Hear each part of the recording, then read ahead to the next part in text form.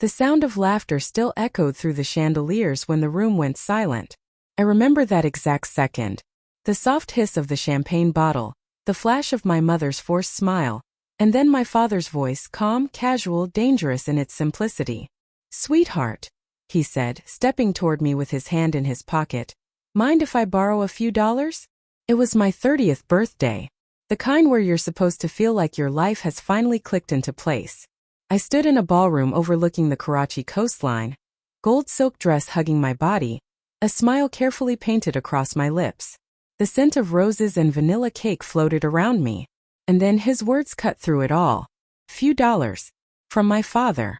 The same man who once promised he'd make me the richest, happiest girl alive." The guests around us chuckled, unsure if he was joking.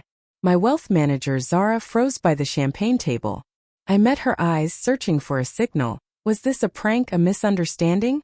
But she looked pale, like she'd seen a ghost. My mother, Roxana, tried to smooth over the awkwardness. "Oh, Amir, really? In front of everyone?" she said, voice tight, eyes darting toward our guests. Dad smiled, teeth glinting under the lights. "It's just a small thing," he said, waving a dismissive hand. "Family doesn't count pennies." But Zara didn't move. I saw her clutch her phone tighter. The muscles in her jaw tensed, her eyes flicking between me and my father. I didn't know it yet, but that single harmless request would unravel everything I believed about love, loyalty, and family. An hour earlier, everything had felt perfect. The band was playing a soft jazz version of "Fly Me to the Moon."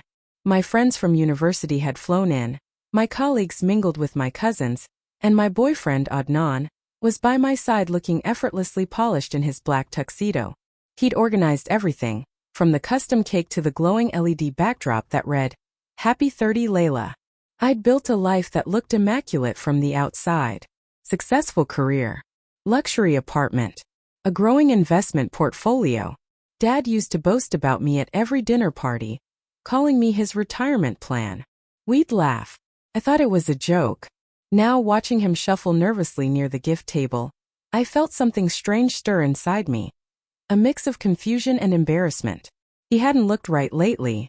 His suits were older, his voice thinner. He still carried himself with the confidence of the man who once owned a logistics empire, but the spark in his eyes had dimmed. When he asked for money, my heart didn't break instantly. It cracked. Quietly. Like porcelain under too much pressure. "Dad," I whispered, stepping closer so no one could hear. "What's going on?" He gave a soft chuckle. "Nothing serious, Beatty. Just some liquidity trouble. I'll return it by next week." The words hit me wrong. Liquidity trouble. Who says that to their daughter on her birthday? Zara's phone buzzed again. I noticed her trying to get my attention subtly, eyes wide. She mouthed something. I couldn't read it. Then she walked away toward the exit, speaking quickly into her earpiece. Something was wrong. Deeply wrong.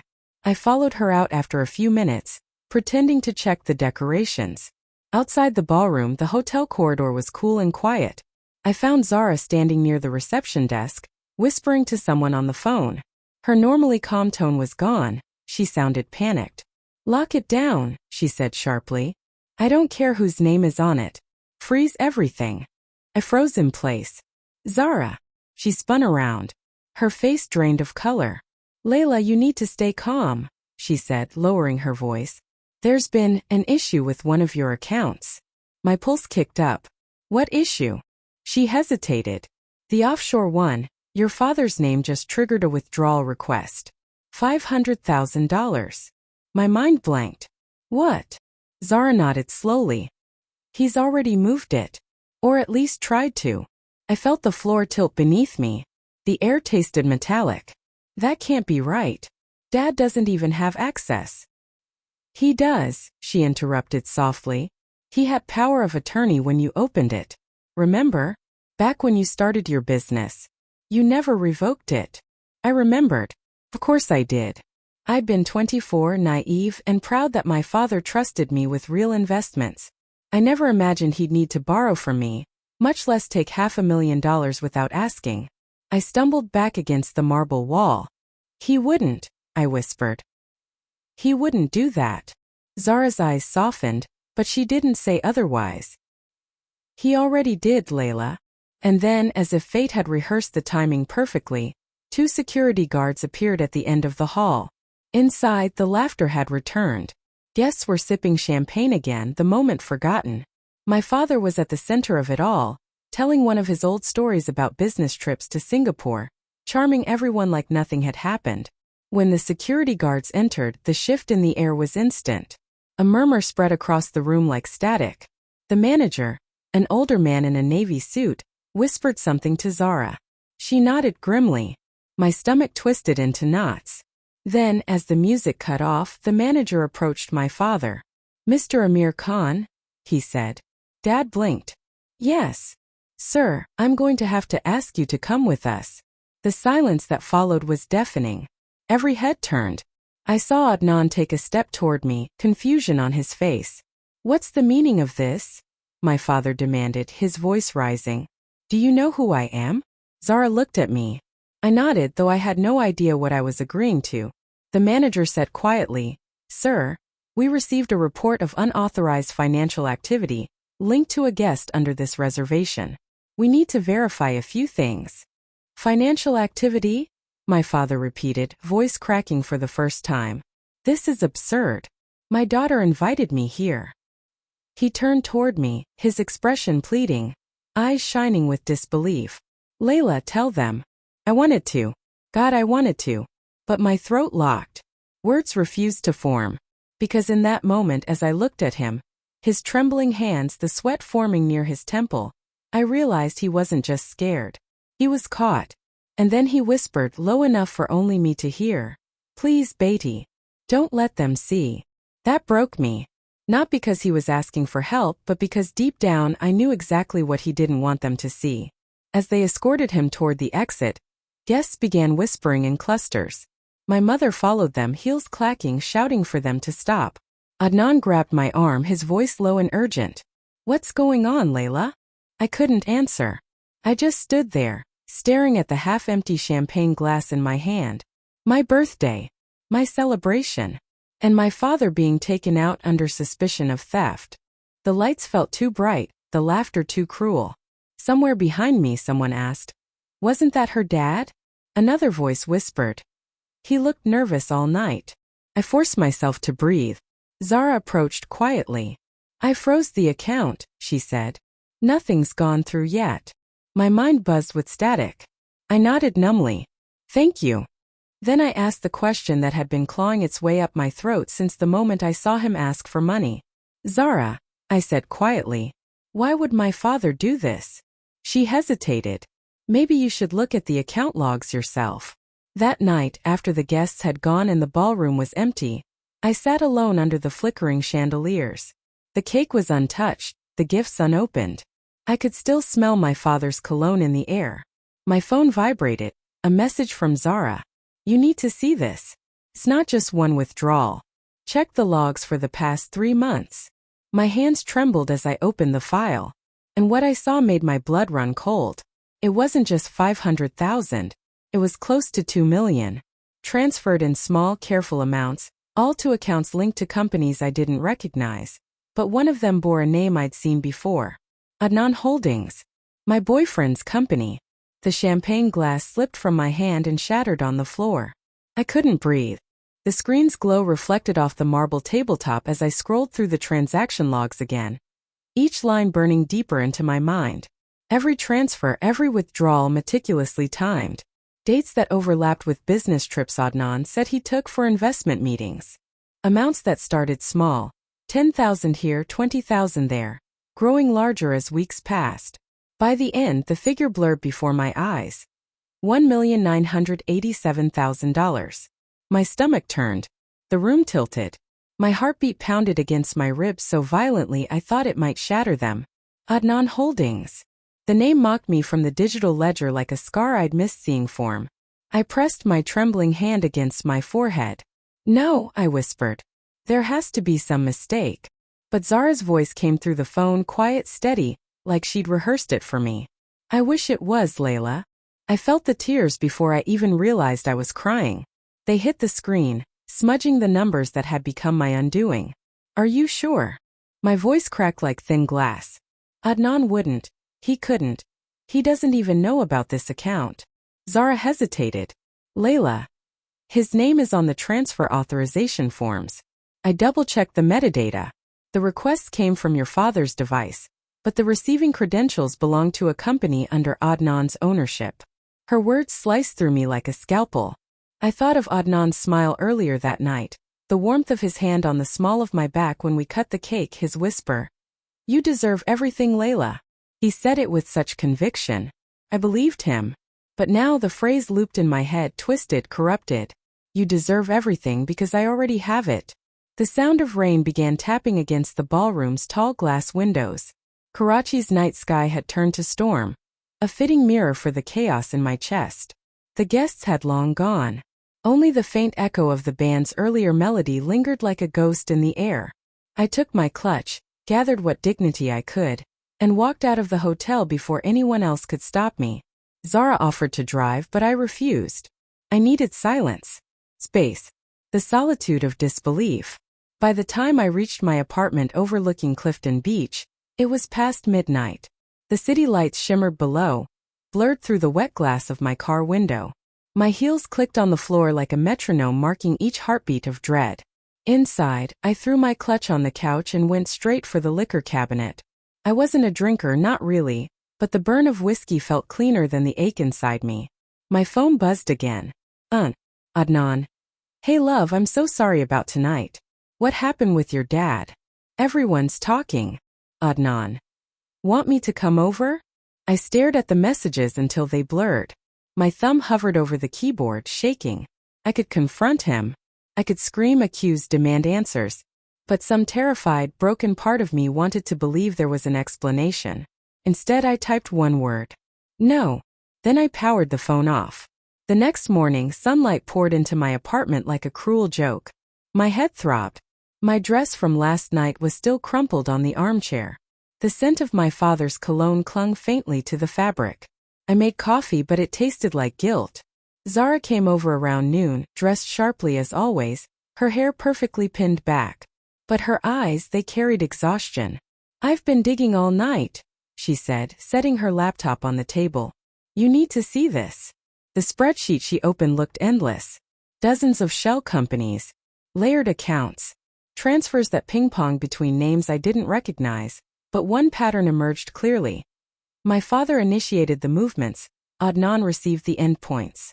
This one, Zara said, pointing to a line marked Blue Harbor Investments Limited. It's under your father's old firm, but the secondary signatory is Adnan. See the date?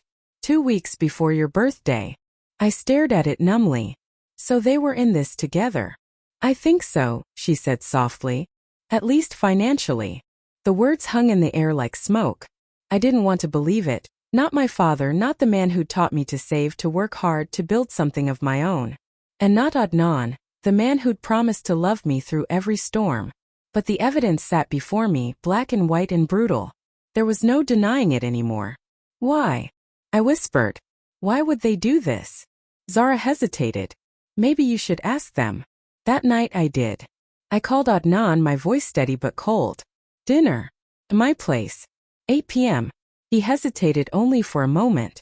Of course, love. Should I bring something? Just yourself, I said. We need to talk. I ended the call before he could reply. The hours leading up to it felt endless. I cleaned the apartment twice, then sat motionless staring at the view outside. Waves crashing below like the city's heartbeat. Every sound, the hum of the fridge, the ticking clock, felt too loud. When the doorbell finally rang, my pulse spiked. Adnan looked radiant as ever, bringing the faint scent of musk and rain. He leaned in to kiss me, but I stepped back. His smile faltered slightly. Rough day. Something like that. I motioned for him to sit. I looked into my accounts. His eyebrows arched. Your accounts? Yes. I met his gaze. The ones my father managed for me. The ones you shouldn't know about. He laughed lightly. Layla, what are you talking about? I have no access to. Don't lie to me. My voice came out sharper than I intended. Adnan Holdings received multiple deposits from my offshore account. Directly. With signatures linked to my father's authorization. His expression flickered for just a second, something between surprise and guilt, before he smoothed it over. That's absurd. Maybe some clerical overlap, maybe your father. Stop. I cut him off. Don't pretend you don't know. Zara traced everything. He stared at me, calculating. Then his lips curved into a slow, measured smile. You shouldn't have involved her. That smile, I'll never forget it. It wasn't guilt or shame. It was amusement. Like I was a child who'd finally solved a riddle too late. I felt my chest tighten. So it's true. He leaned back, exhaling softly. Layla, your father came to me months ago. He said he needed capital for a deal. Promised repayment. I agreed to help move things around just temporarily. Everyone wins. By stealing my money? He shrugged. Borrowing. There's a difference. The room felt like it was closing in on me. Why didn't either of you tell me? He looked away then, his tone colder. Because you wouldn't have understood. The arrogance in his voice made me tremble with fury. Wouldn't have understood? It's my money. Adnan sighed. It was sitting idle. Your father said you didn't even touch those accounts. He wanted to make sure the family business could survive. I believed him. My throat tightened. The family business collapsed 5 years ago. He didn't respond. That silence told me everything. The next morning, I went to my parents' house in defense. The air smelled like stale perfume and tension. Mom was sitting in the living room, her eyes red from crying. Where's Dad? I asked. In the study, she whispered. I walked in without knocking. He looked smaller than I remembered, slouched behind his old mahogany desk, his hair streaked with more gray than I'd noticed before. He didn't look surprised to see me, just tired. Layla, he said softly. I was going to call you. Don't bother, I said, setting a stack of papers on the desk. You transferred almost $2 million from my accounts. To Adnan. He sighed. You don't understand, Beatty. I had no choice. I laughed bitterly. There's always a choice. It was supposed to be temporary, he said. The business needed liquidity. Adnan promised. Promised what? To help you rebuild your empire? Or to drain me dry while you watched? He flinched. For a moment I saw shame flicker across his face. Then it was gone. I did it for you, he said quietly. For us. I didn't want you to lose everything. I stepped closer, my voice trembling. I didn't lose everything, Dad. You took it.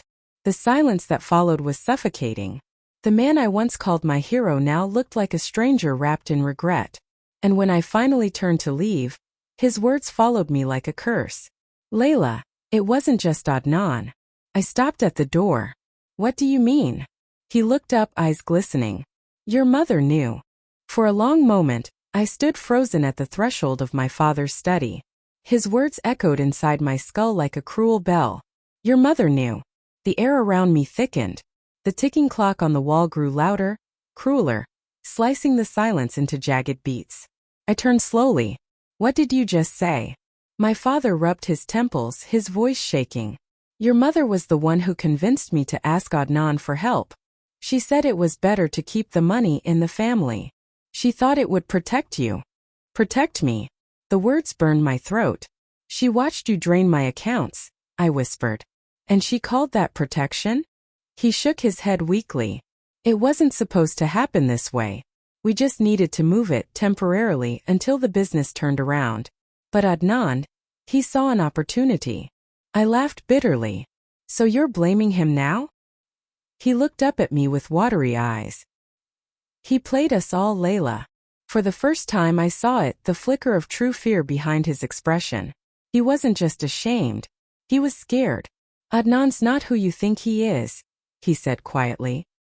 He's dangerous. I almost wanted to believe that. It would have been easier to picture Adnan as the villain pulling all the strings, my father and mother his desperate pawns. But deep down I knew the truth was messier than that. They weren't innocent. They were complicit. And I was done being their victim. When I got home that night, the storm had returned. The city seemed to breathe with electricity. Flashes of lightning painting the sea in violent bursts of silver. I couldn't stop shaking. Every memory with Adnan now replayed in distorted fragments. His insistence on handling our future investments. His casual questions about my portfolio. His accidental meetings with my father. All the little red flags I'd ignored because love makes you blind, and trust makes you stupid. I poured myself another glass of whiskey, staring out at the rain-soaked skyline. My phone buzzed. Adnan. We need to talk. Adnan. It's not what you think. Adnan. Please. I didn't respond. I blocked his number. Then I called Zara. Can you trace the withdrawals again? I asked. My voice was calm now, too calm. Every company, every account. I don't care how deep it goes. I want everything. Zara hesitated. Layla, this could get ugly. I want ugly, I said. I want the truth. 2 days later, she arrived with a folder thick enough to choke me. We sat across from each other at my dining table, her laptop open, spreadsheets glowing in the dim light. Rain drummed softly against the glass. I've confirmed what you suspected, she said finally. Adnan's company received most of the transfers. But there's more. I stiffened. More. Zara flipped a page. Adnan and your father jointly opened a private trust under your name, without your knowledge. The trust was then used as collateral for a loan. A large one. How large? She exhaled slowly. 3 million. I stared at her. You're telling me they used my identity for debt? Yes. And from what I can see, your mother signed as a guarantor. I gripped the edge of the table. So they sold my future too. Zara's voice softened. Layla, I think they were desperate. The company your father lost wasn't just bankrupt. It was under investigation. They used your clean record to rebuild quietly. You were their ticket out. I felt my chest cave inward. My whole life, their pride in me, their praise, their constant insistence that I trust family first. Wasn't love. It was strategy. They hadn't raised a daughter. They'd raised an asset. That night, I drove to my parents' house again, this time unannounced. I parked outside the gates, rain slapping against the windshield, the wipers squeaking in a rhythm that matched my heartbeat. Through the front window, I saw light in the living room. My mother sat on the sofa wrapped in a shawl sipping tea. For a fleeting second, she looked peaceful. Like the woman who used to braid my hair before school and tell me I could conquer the world. Then I remembered she'd helped tear that world apart. I rang the bell. Her expression faltered when she saw me. Layla, darling. Don't, I said. My voice was ice. Just don't. She hesitated, then gestured for me to come in. I didn't move. You knew, I said flatly. You knew about the accounts, the transfers, everything. Her lips parted, but no words came. I stepped closer. You let him steal from me. You helped him. Her eyes filled with tears. We didn't steal. We borrowed. For the family. The family. I laughed bitterly. You mean the two of you and your debts? She flinched. You don't understand, Layla. Your father was drowning. We were losing everything. And you decided to drown me with you.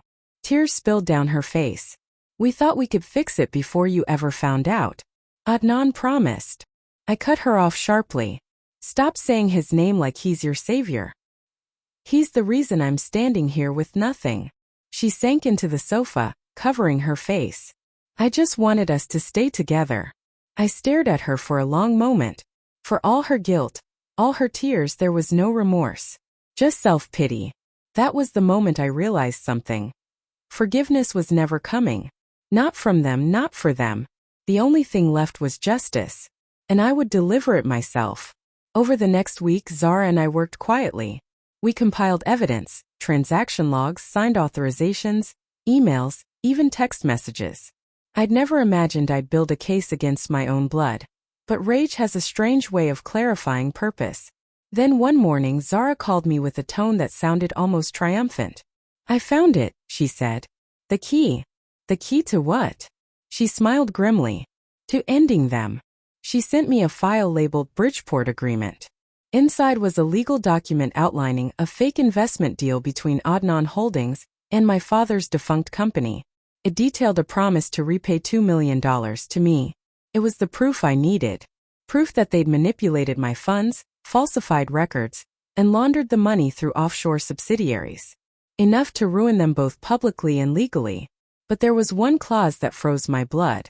In the event of Layla Khan's death, All funds within the Bridgeport Trust shall transfer to Adnan Holdings in full. I stared at it numb. Zara, what is this? She swallowed hard. It means if something happened to you, Adnan would inherit everything. A chill crept up my spine. Are you saying? I'm saying, she interrupted softly. Be careful. Very careful. That night I couldn't sleep. I paced my apartment until dawn, mind spinning with 1,000 fragmented thoughts. Betrayal had layers I hadn't yet peeled back, and each one revealed something uglier. When my phone buzzed again, I didn't want to look. But I did. Unknown number. We should meet. One last time. For closure. No name. But I knew who it was. I stared at the message, my reflection trembling in the glass. My heart screamed no, but my anger whispered yes. If this was going to end, it had to end with me looking him in the eye. One last time. I typed back. Tomorrow. 8 p.m. The pier. The next evening, the sea breeze was thick with salt and secrets. The pier stretched out like a skeleton over black water. City lights shimmered behind me, distant and cold. Adnan was already there, hands in his pockets, looking calm. Too calm. Layla, he said, smiling faintly. You look beautiful, even when you're angry. I stopped a few feet away. Why did you do it? He tilted his head. You already know why. Say it, I demanded. Say what you did. He chuckled. Your father came to me. He offered partnership in exchange for liquidity. I moved your money to secure the deal. Everyone benefited. You call theft a partnership? Semantics, he said with a shrug. Besides, you're not exactly poor. You'll recover. I felt the wind whip through my hair. You used me. His smile faded. You used me too, Layla. You liked the idea of the perfect man, the safe investment. We both got what we wanted for a while. He stepped closer. You don't have to ruin this. Give me the documents. Walk away. We can fix this. I stared at him. You forged a clause that pays you if I die. Is that your version of fixing things? His expression froze. You didn't think I'd find that, did you? For the first time he looked rattled. You don't understand. Oh, I understand perfectly, I whispered. You weren't just stealing from me. You were planning to erase me. Lightning flashed in the distance, illuminating his face. Cold. Cornered. He took a slow step forward. You should be careful with accusations like that. I smiled faintly. Oh, I'm not accusing. I'm just waiting. Waiting for what? He asked. Behind him, headlights appeared. 2 cars pulling up silently near the pier. Zara stepped out of one, followed by 2 uniformed officers. Adnan turned sharply. What is this? I crossed my arms. Justice. The officers approached, papers in hand. Adnan Qureshi, you are under arrest for fraud, forgery, and attempted embezzlement. He turned toward me, disbelief twisting his face. You set me up. I stepped closer, lowering my voice. No, Adnan. You set yourself up. I just gave you the stage. They cuffed him as the rain began to fall. He glared at me through the downpour, eyes burning with hatred. You'll regret this, Layla. I met his gaze steadily. Maybe. But at least I'll regret it rich. The officers led him away.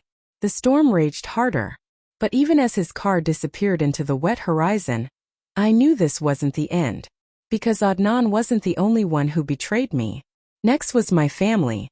And I had every intention of finishing what they started. The night Adnan was arrested, I didn't sleep. I sat by the window, watching the storm fade into a slow drizzle over the city. The sea was calm again, but I wasn't. I couldn't be. Because even as the handcuffs clicked around his wrists and the headlines began to circulate, one truth still gnawed at me. Adnan wasn't the mastermind. He was just the hand that took what my parents offered. The true betrayal had begun long before him, quietly, lovingly, at our family dining table. By morning, the news had broken everywhere. Businessman arrested in financial fraud scandal involving prominent family. Daughter's testimony leads to massive asset seizure. Zara handled the press statements while I stayed hidden in my apartment. The phone wouldn't stop buzzing, reporters, acquaintances, even distant cousins who suddenly felt sorry. But the one call I dreaded came at noon. It was my mother. Her voice trembled. Layla, what have you done? What I had to, I said coldly. You and Dad left me no choice. He's sick, she whispered. The stress. He collapsed after hearing the news. I said nothing. Please, she begged. You've made your point. Withdraw the charges. We'll return the money.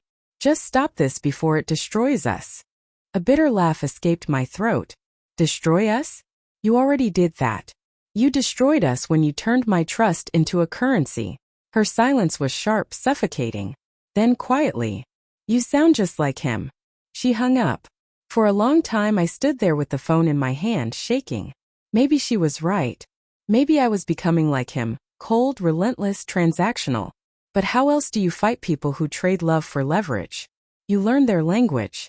And you speak it fluently. 3 days later, Zara arrived with new documents. Her usual calm demeanor had shifted into something almost electric. We've traced everything, she said. The accounts, the shell companies, the debts your parents created under your name. All of it. She spread the papers across my desk like a war map. If you want to press full charges, I can have it done by tomorrow. But once you do, there's no going back. Their assets, their reputation, their freedom gone. I looked at the photos clipped to the reports. My father, frail and gray, sitting outside the courthouse, and my mother, shielding her face from reporters. They looked smaller than I remembered. Mortal. Defeated. For a moment, something inside me cracked. The child who still wanted her father's praise, her mother's affection, whispered enough. But then I remembered the night of my birthday, the laughter, the request for a few dollars. The humiliation of watching security escort him out while he whispered, "Don't let them see."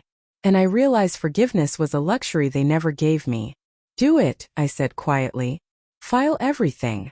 Zara nodded, though her eyes softened. You're sure? Yes, I whispered. It's time they understand what betrayal costs. The next week was chaos. My parents' accounts were frozen. Their properties seized. Lawyers swarmed the house I grew up in. The tabloids had a feast. Daughter exposes family fraud empire. I stayed silent. I refused interviews, refused sympathy. The day the court order went through, I stood outside the same hotel ballroom where it all began. It was empty now, the chandeliers dimmed, the air cold. I closed my eyes, remembering that night. The laughter, the music, the way my father had smiled as he asked for money like it was nothing. Just a few dollars, he'd said. Those few dollars had nearly cost me everything. My career, my sanity, my faith in love. But now, standing in the ruins of their deception, I realized something else. Revenge wasn't victory. It was release. And I wasn't done yet. A month later, I visited my father in the hospital. He looked fragile. A man shrunk by regret and reality. The heart attack had left him weak, his voice barely a whisper. My mother sat beside him, eyes hollow. When she saw me, she flinched. You shouldn't be here. I'm not here for forgiveness, I said quietly. I'm here for closure. My father looked up at me. For the first time there was no pride, no manipulation, just sorrow. Layla, he said, his voice hoarse. I never meant to hurt you. You meant to use me, I said. And you succeeded. He closed his eyes.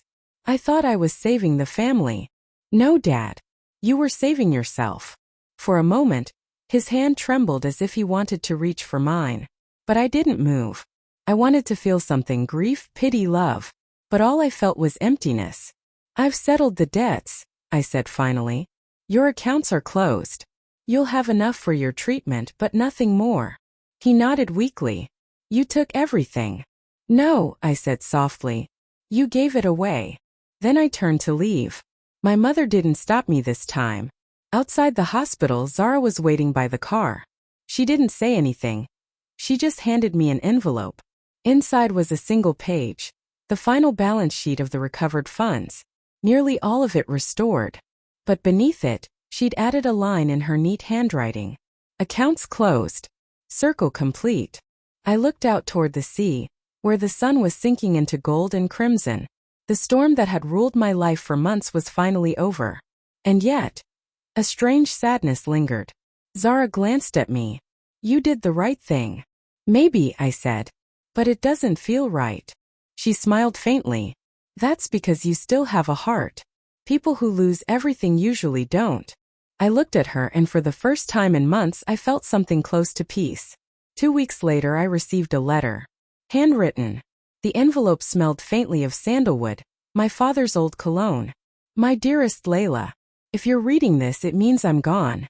I don't ask for forgiveness, only that you know this. I never stole because I stopped loving you. I stole because I didn't believe you'd still love me if I failed. Your success reminded me of everything I lost, my pride, my power, my youth. Instead of celebrating you, I tried to control you. That was my sin. Take what's left and build something honest with it.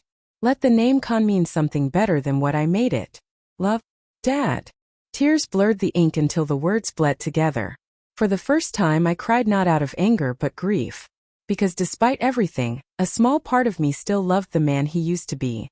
The father who taught me to ride a bike, who clapped the loudest at my graduation, who believed I could conquer the world. But love doesn't erase betrayal. Just makes it harder to live with. Months later, I stood in the same ballroom again. This time for an investors' gala. My name was on the banner. Layla Khan, founder, Bridgeport Trust Recovery Initiative. I'd turned my pain into purpose, building a program to help victims of financial abuse and familial fraud reclaim their stolen assets. Every press photo, every handshake, every success was a reminder. I had survived. But survival had a price. I'd learned that betrayal isn't a single act. It's a ripple. Changes the way you see people, love, even yourself. When the applause ended and the crowd dispersed, I stood alone under the chandeliers, staring at my reflection in the mirrored wall. For the first time in a long time, I didn't see a victim. I saw a woman reborn from the wreckage, scarred, yes, but unbreakable. I lifted my glass, whispering to the empty room. To you, Dad. To the man who taught me everything, even how to fight you. I drank to the silence. The champagne burned like truth. And somewhere deep inside, beneath the ache and the ashes, I felt the faintest spark of peace. Because in the end, I hadn't just reclaimed my money. I'd reclaimed myself.